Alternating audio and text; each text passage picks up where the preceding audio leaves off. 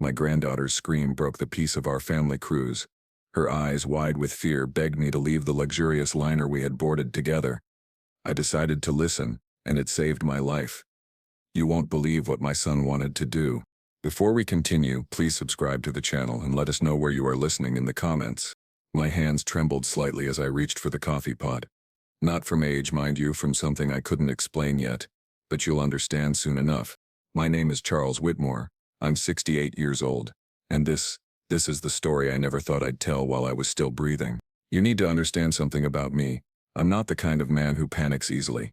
35 years as a civil engineer taught me to keep my head in emergencies. Bridges collapse if you lose focus. So do families. But nothing in my life, not a worksite accident, not even losing my wife to cancer, prepared me for the kind of betrayal that would make my own granddaughter look at me like I was in mortal danger. The cruise was supposed to be a gift, a retirement celebration. My son called it. 5 days on the Caribbean Sea aboard the Athenia, one of those massive floating hotels. I was flattered, I'll admit. My son Daniel had never been one for grand gestures. He's 42, a corporate consultant, always moving, always chasing the next deal. We hadn't been especially close in the last decade, not since the inheritance after my wife died caused tension. Still, I wanted to believe this trip was his way of reconnecting. The morning we boarded, the air smelled of salt and sunscreen. The ship gleamed under the sun, decks lined with polished railings and the kind of smiling staff that seem almost unreal. I shared a cabin with my granddaughter Emily. She's 14, quiet but sharp-eyed, the kind of girl who notices the things adults think kids miss.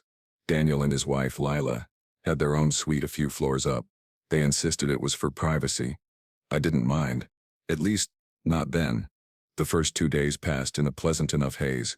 Breakfast buffets, lazy afternoons on the deck, a few rounds of shuffleboard with other retirees. Emily would sometimes disappear for an hour to explore the arcade or take photos. She always came back with little stories. A funny couple she saw dancing, a sea turtle she spotted from the railing. Daniel was busy, always on his phone, pacing the deck, taking calls he wouldn't explain. Work, he'd say with a half smile. You know how it is. I wanted to believe him, but the truth was, I didn't. It was the third night when things began to feel off. We'd just finished dinner in the formal dining room. The waiters cleared plates, the hum of conversation wrapping around us like a warm blanket. Emily excused herself to the restroom. I lingered over a small glass of wine, watching Daniel scroll through his phone. You should get some rest, Dad, he said suddenly. No smile this time. No warmth. Something in his tone made me set the glass down. I'm fine, I told him. Why? He hesitated, then forced a laugh. Just don't overdo it. You're not 40 anymore. A strange thing to say to a man who'd spent the day doing nothing more strenuous than watching the waves. That night I couldn't sleep.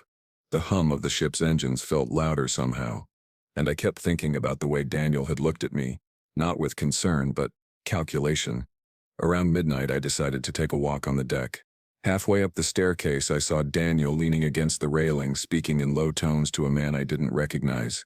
The other man was tall, wearing a suit far too formal for a midnight stroll. He kept glancing around as if making sure no one was listening. I stopped in the shadow of the stairwell, listening. Paperwork's ready, the stranger said. Good, Daniel replied. I don't want any mistakes. Once it's done, it's done. The next morning Emily wouldn't meet my eyes at breakfast. When I finally asked what was wrong, she shook her head. Grandpa, if I tell you something you can't tell Dad? The way she said Dad low, almost afraid, made my stomach knot.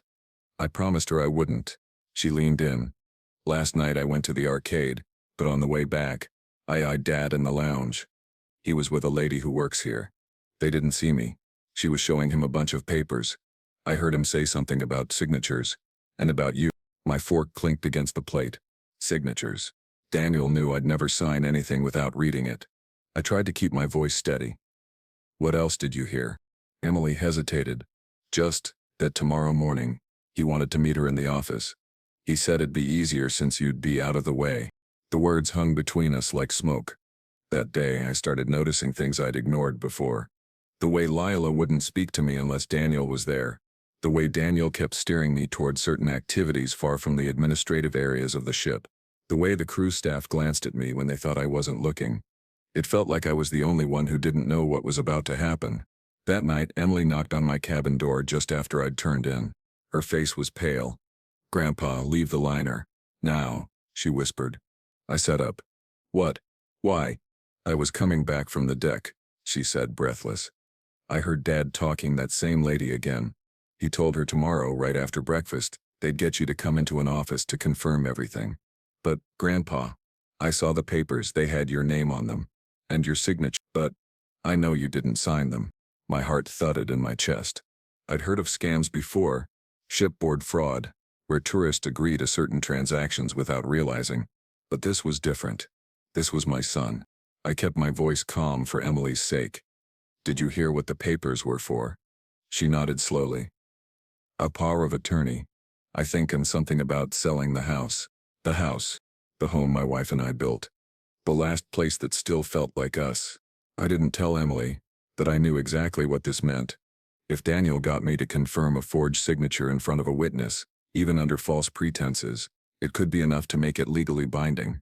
I'd be stripped of my rights before I even stepped back on shore. That night I lay awake in the dark, listening to the distant thrum of the engines.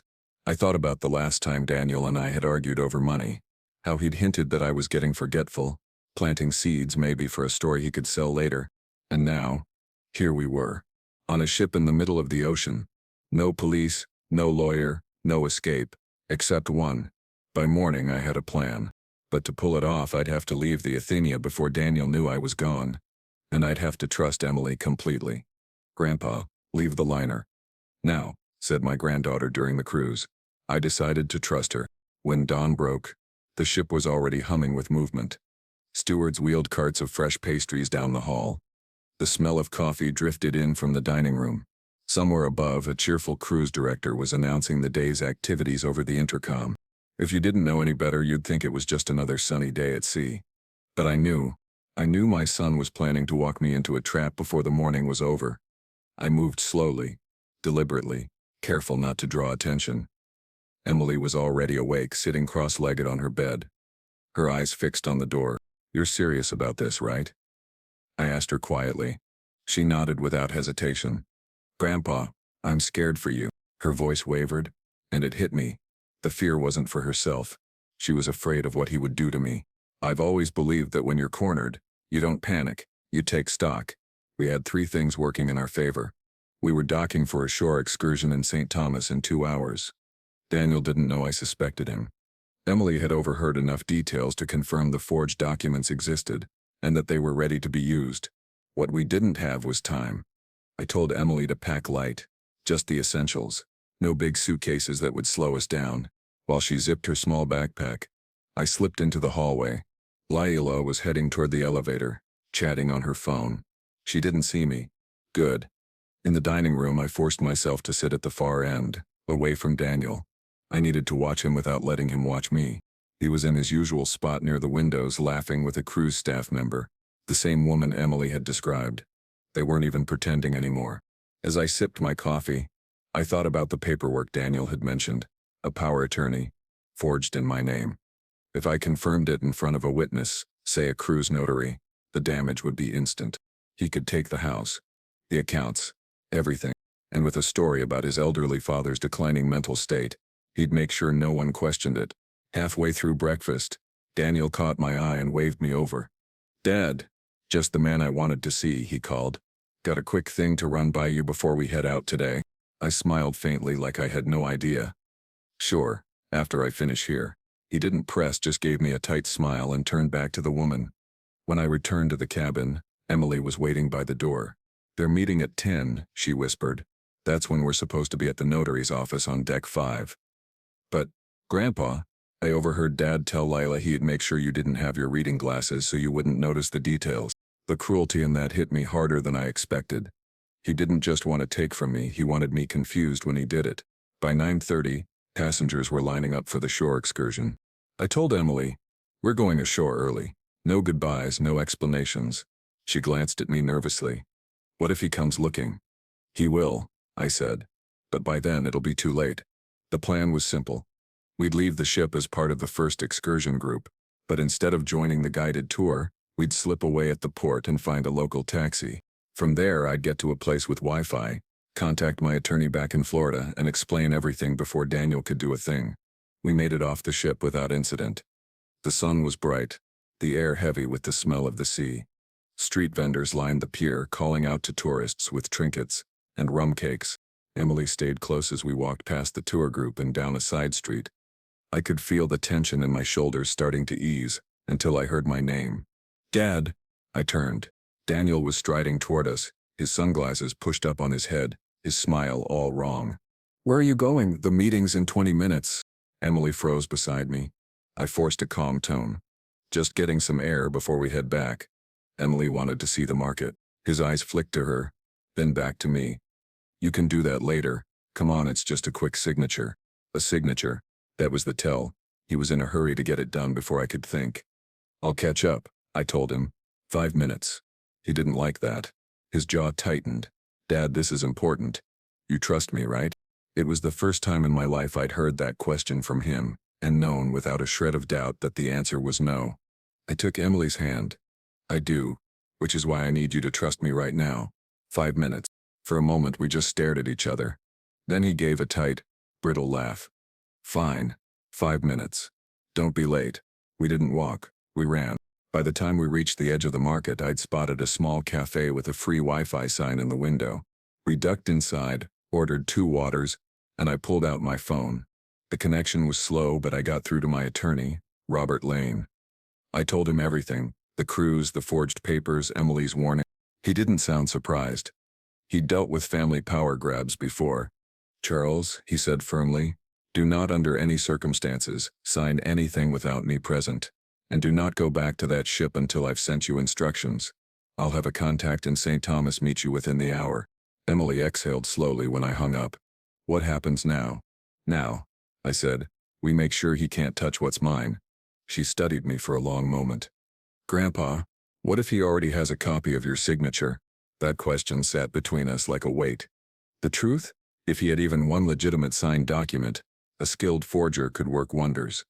The only defense would be proving intent, that he planned to use it without my consent, which meant I'd need more than just my word. I'd need proof. Somewhere on that ship was the woman who'd been handling the paperwork.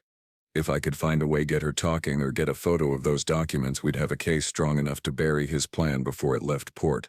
The problem? That would mean going back. Emily watched me, her eyes searching mine. You're thinking about it, aren't you? I didn't answer right away.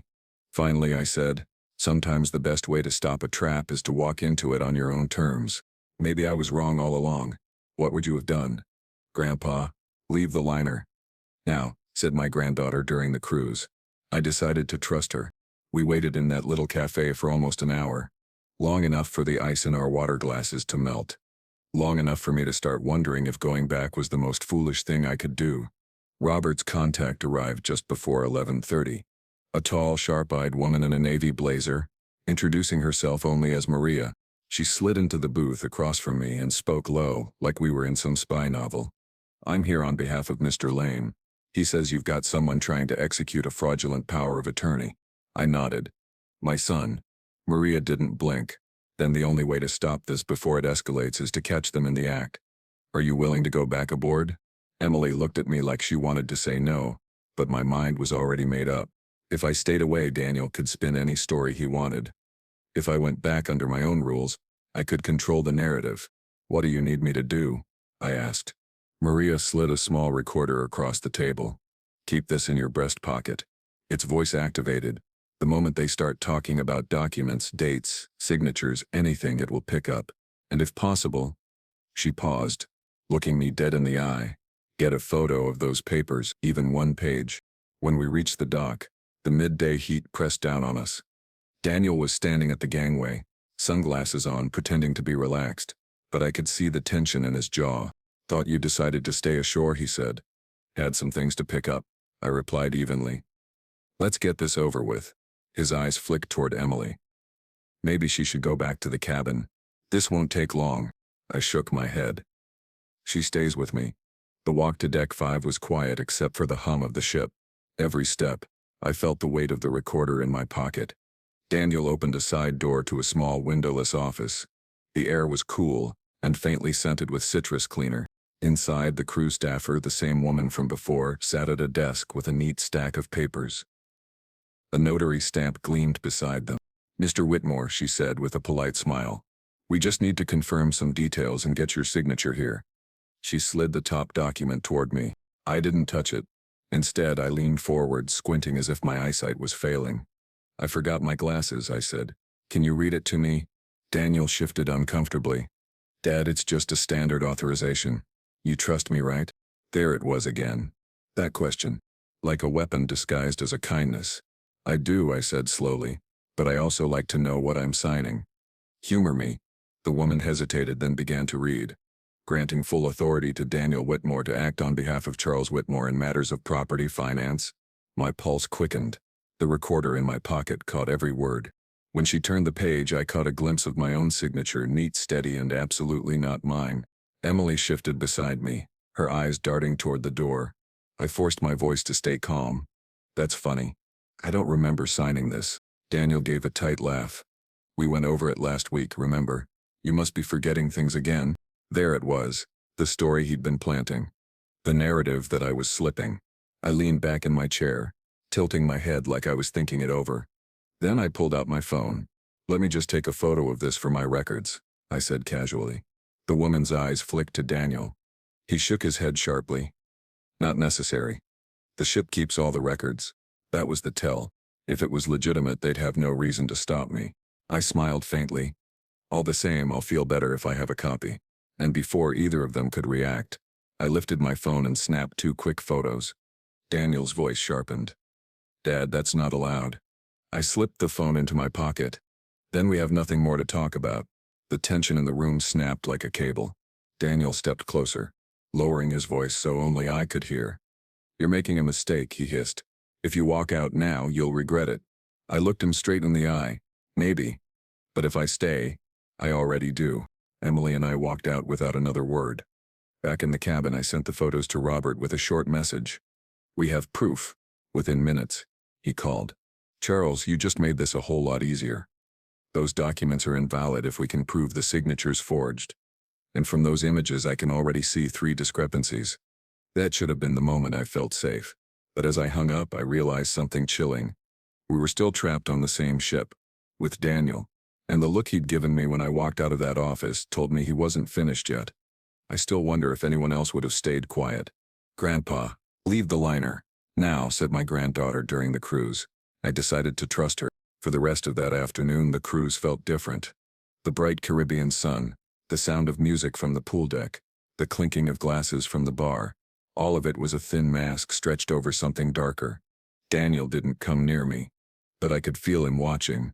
Emily stayed close, her small hand brushing against mine whenever we walked through crowded areas. I could tell she was trying to act normal, but every time she caught sight of her father in the distance, her shoulders stiffened. By early evening, Robert had emailed me a plan. We couldn't just have the forged documents, we needed to make it undeniable that Daniel had been the one orchestrating it. That meant catching him or his assistant talking about the forgery without me in the room. Maria was still in St. Thomas, waiting for my signal. The next day, the ship would dock again, and she'd be ready to meet me with local authorities if I could get the final piece of evidence. That night I told Emily, "We can't avoid him. We have to make him think I'm letting this go." She frowned. "You mean pretend?" "Exactly. If he thinks I'm backing down, he might get careless." Emily nodded slowly. "I can help." The determination in her eyes, it was the same steel I'd seen in her grandmother all those years ago. The opportunity came sooner than I expected. After dinner, Daniel approached us at the deck railing, the ocean stretching endlessly behind him. "Dad," he said with a practiced smile, "can we talk? Alone?" Emily started to protest, but I gave her a small nod. "It's fine. I'll meet you at the cabin." She lingered for a moment, then walked away, but not before slipping her phone into my hand under the cover of my jacket. The voice recorder app was already running. Daniel leaned on the railing, looking out at the water. "I don't know why you're being so difficult about this.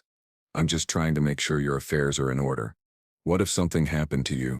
I kept my voice steady. "My affairs are already in order." He sighed, shaking his head like I was a stubborn child. "Look, I know you didn't want to sign those papers, but it's done. The less you fight it, the easier it'll be for everyone." That was the moment I knew the recorder in my pocket had just captured exactly what Robert needed. But I didn't stop there. Daniel, I said quietly, you're talking about forged documents. Do you even realize what you're saying? He turned to me, eyes narrowing. Careful, Dad. Words like that, people might start thinking you're confused again.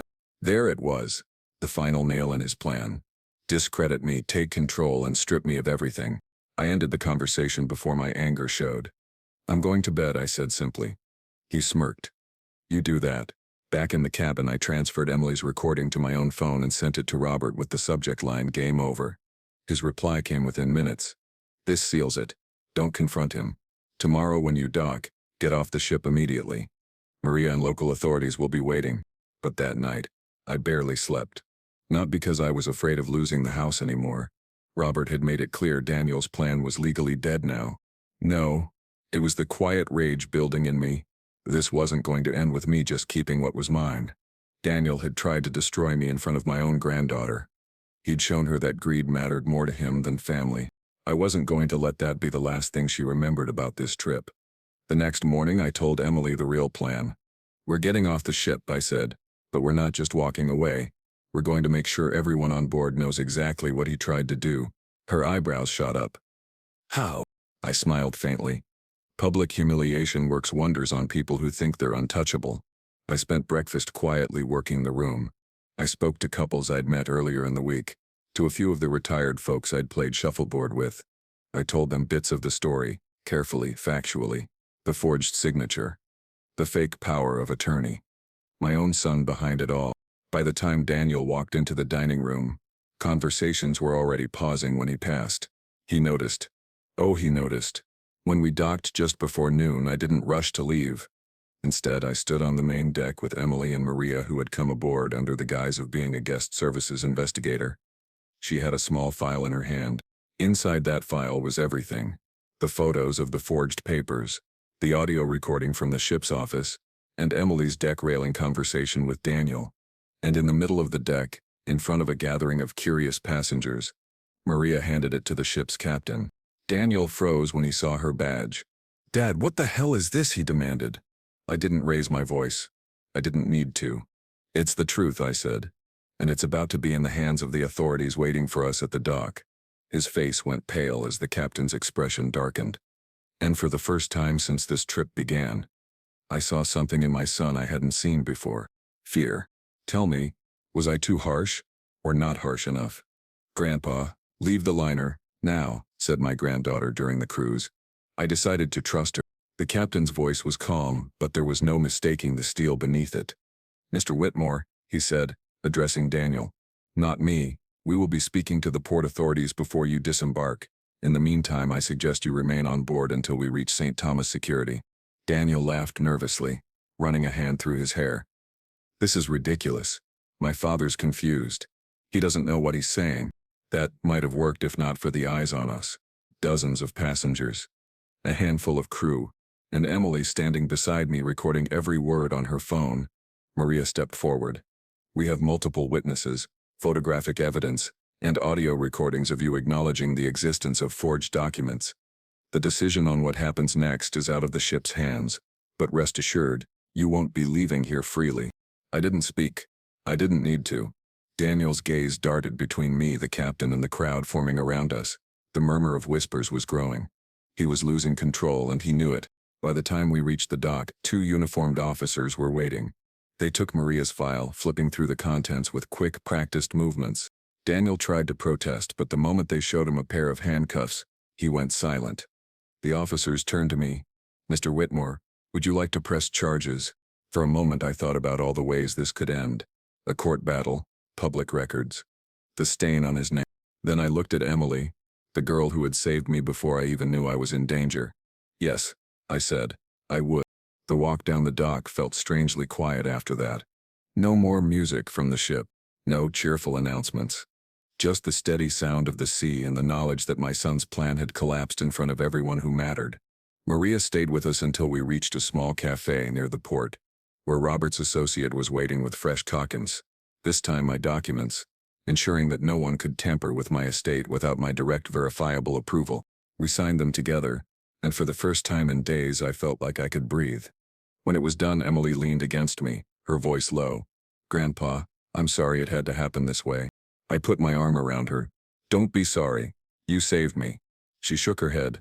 I just told you what I heard. You're the one who stood up to him. I smiled faintly. Sometimes standing up doesn't mean shouting. Sometimes it just means refusing to fall. We stayed in St. Thomas for 2 extra days, letting the dust settle. I knew the gossip would ripple through the Athenia long after it sailed away, passengers whispering about the father and son who boarded together, and the one who left in handcuffs. Daniel's future was no longer my concern. On our last night before flying home, Emily and I sat on a quiet stretch of beach watching the sun dip into the horizon. The waves were slow, the air warm, and for the first time in a long while, I felt at peace. I'd kept my home, my independence, my dignity, and I'd shown my granddaughter that no matter how carefully someone plans to betray you, there's always a way to turn the tide. When we got up to leave, Emily slipped her hand into mine and said, "Grandpa, next time, let's just go fishing." I laughed, a quiet, honest laugh that came from deep in my chest. Deal. This isn't a story about a cruise anymore. It's a story about survival, about knowing when to fight, and about the quiet kind of revenge, the kind that doesn't need to be loud to be final. And when I think back to that morning on the ship, I realize one thing. The smartest thing I ever did was listen to the only person on board who truly cared if I made it home.